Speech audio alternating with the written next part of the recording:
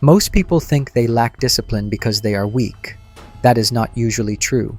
What they actually lack is awareness of the patterns they repeat every day. And because those patterns feel normal, they never question them. They call it personality. They call it circumstances. They call it being tired, being busy, being unlucky. But discipline is not loud. It does not announce itself. It shows up quietly, in small, almost invisible choices.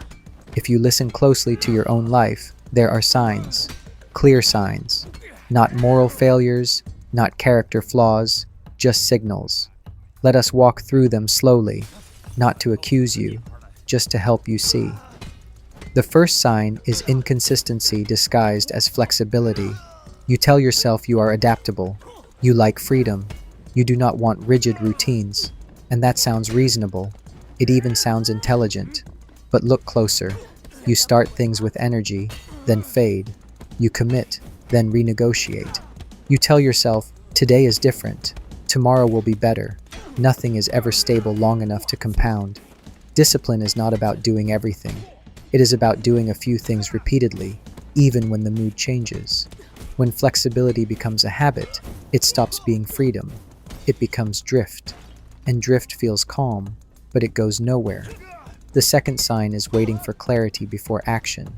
You want to understand everything before you begin. You want the perfect plan, the right feeling, the correct moment. So you read, you listen, you think, and you delay. Over time, delay starts to feel like preparation, but clarity does not come first. Clarity is often the result of movement. Discipline does not wait for certainty. It creates it slowly, through repetition, through feedback, through showing up even when the picture is incomplete. If you are always waiting to feel ready, you will confuse intelligence with hesitation. The third sign is emotional decision-making that feels logical. You say you are being rational, but notice when you work hardest, when you rest, when you quit, when you push. Often, it depends on how you feel that day. If motivation is high, you act. If it drops, you pause. If frustration appears, you abandon the task and justify it with good reasons. This feels normal because everyone does it. But discipline is the ability to act without negotiating with emotion every time. Not ignoring feelings, just not allowing them to sit in the driver's seat. Emotion is information. Discipline decides what to do with that information. The fourth sign is confusing activity with progress. You stay busy. Your days are full. Your mind is always occupied. But ask yourself a quiet question. What actually moves forward? Discipline is directional. It knows what matters and what does not. Without it, effort spreads thin. Energy leaks into many small tasks that create motion but not momentum. Busyness can feel productive. It can even feel responsible. But discipline asks a sharper question. Does this build toward anything meaningful? If the answer is often unclear, that is a sign. The fifth sign is avoiding boredom at all costs. Silence makes you uncomfortable. Repetition feels dull. You crave stimulation, novelty, something new to reset the feeling. But discipline is deeply tied to boredom, not excitement, not intensity. Progress is repetitive. Training is repetitive. Learning is repetitive. When boredom feels unbearable, you will unconsciously escape it.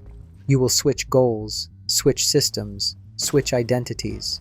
And because everyone else is doing the same, it feels justified. But boredom is not a problem. It is a signal that you are doing something long enough for it to matter. The sixth sign is relying on external pressure to function. Deadlines force you.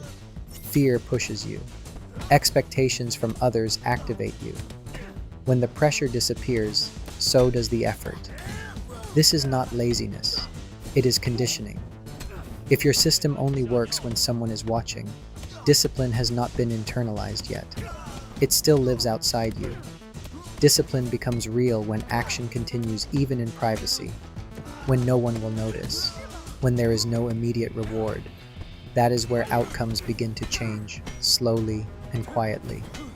The seventh sign is over-identifying with past failure. You tell yourself stories. I am not consistent. I always quit. This is just how I am.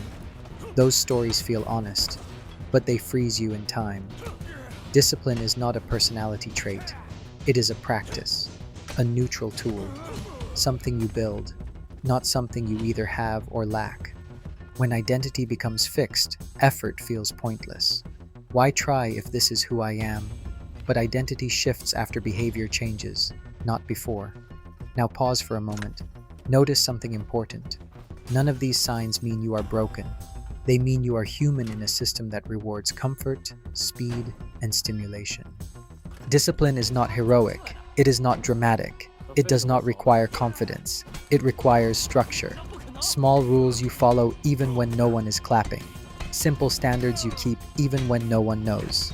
Over time, those rules shape outcomes.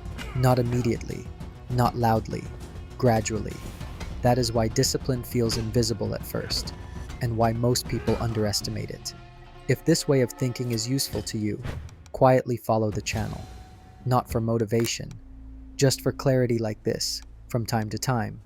Let us talk about how these patterns form. They usually start early. You learn that effort should feel good, that results should come quickly, that discomfort means something is wrong. So when progress feels slow, you assume you chose the wrong path. When repetition feels dull, you assume you lack passion. Discipline corrects these assumptions. It teaches you that slow progress is normal, that boredom is part of mastery, that emotion does not determine direction. And because this shift is subtle, it feels strange at first, almost unnatural. But with time, something changes. You begin to trust systems more than moods. You begin to rely on habits more than bursts of energy. You stop arguing with yourself so much. Life becomes quieter, not easier, just clearer. You do not need extreme routines. You do not need rigid schedules. You need a few non-negotiables. Things you do whether the day feels good or not. That is how discipline grows. Not through intensity, through agreement with yourself. If you are listening to this and recognizing pieces of your life, that is enough for now. No correction needed yet. No promises. No declarations. Just awareness. Because awareness is the first form of discipline. Not control. Not force. Attention. And attention, practiced long enough, changes behavior. If you want to keep exploring ideas like this, you can follow the channel and let them arrive quietly when you need them. In the end, discipline is not about becoming someone else. It is about becoming predictable to yourself. When you know what you will do, regardless of mood, regardless of noise, something settles inside you. And that quiet reliability becomes its own kind of freedom. Not loud, not impressive, just steady. And steady over time changes everything.